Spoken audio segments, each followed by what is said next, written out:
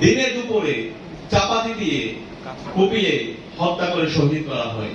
এবং আপনারা সম্প্রতি দেখতে পেয়েছেন গত 16 বছরে একক ছাত্র সংগঠন হিসাবে গুম কমিশনের রিপোর্ট অনুযায়ী ইসলামী ছাত্র শিবিরের দায়িত্বশীল এবং জনশক্তির সবচেয়ে বেশি গুমের শিকার হয়েছে, সবচেয়ে বেশি নির্যাতনের শিকার হয়েছে।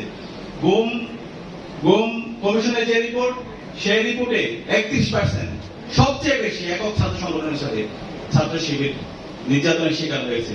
গত 16 বছরে বাংলাদেশে সবচেয়ে বেশি জুলুমের শিকার ছিল ইসলামী ছাত্র শিবির।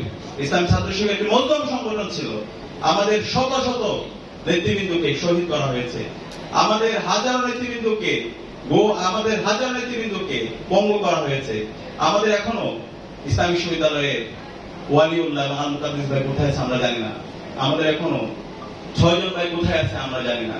আমরা অন্তর্বর্তীকালীন সরকারকে অনুরোধ করব, আমাদের গুমকৃত যে ভাইরা আছে, যাদেরকে খুনি হাসিনা এবং তার দোসররা গুম করেছে, তাদেরকে দ্রুত সময়ের মধ্যে আমাদের কাছে ফিরিয়ে দিতে হবে।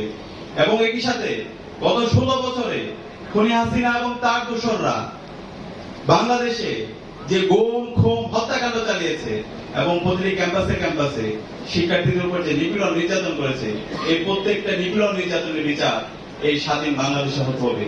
আপনারা জানেন 2012, 13, 14 সালে বাংলাদেশে ফ্যাসিবাদ বিরোধী অনেক বড় বড় আন্দোলন সংগ্রাম হয়েছে। 2013 সালের 28শে ফেব্রুয়ারি আল্লামা দেলোয়ার হোসেন সাঈদীর রায় পরবর্তী সারা দেশে গণহত্যা সংঘটিত হয়।